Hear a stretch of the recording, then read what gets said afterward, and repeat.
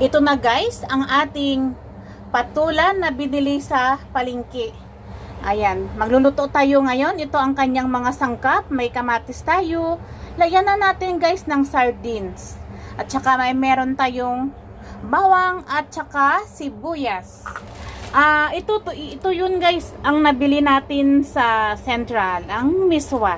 Kaya tara na guys, magluto na tayo. Pag minute na guys, ang kawali, pwede na tayo maglagay ng olive oil.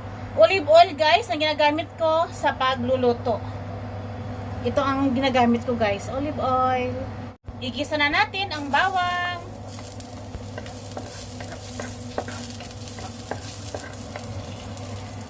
Pwede na natin ilagay guys ang ating sibuyas. Isunod natin ang kamatis. Ilagay ko na guys ang ating sardinas. Ilagay ko guys ng tubig. Tubig na galing po dito sa may tinapa. Isunod ko guys ang ating miswa. Ang miswa na nabili ko ay dalawang piraso. Kaya gihati ko lang, isang piraso lang siya guys. Para makapagluto tayo ulit sa sunod. Matigas siya, kaya giganito ko siya guys. Giuna ko ang miswa sa patula. Magdagdag ako guys ng tubig. Tama na to. Maglagay tayo guys ng asin.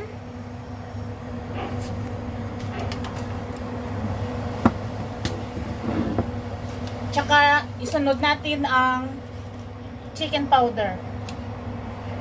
I-mix lang po natin guys. Takpan muna natin saglit. Pwede din na natin ilagay guys ang ating patula. Itong ating patula ay sa aking pagluluto ay ang gusto ko ay half cook lang po siya guys.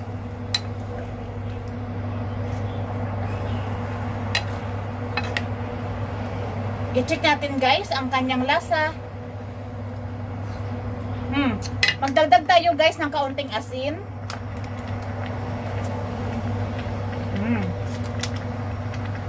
Takpan natin ulit guys.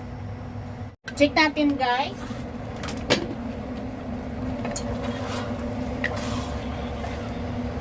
Malapit na siyang maluto.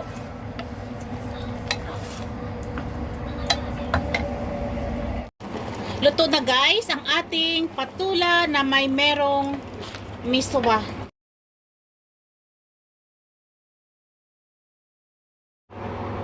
Thank you for watching guys. Bye bye. See you. God bless. Bye.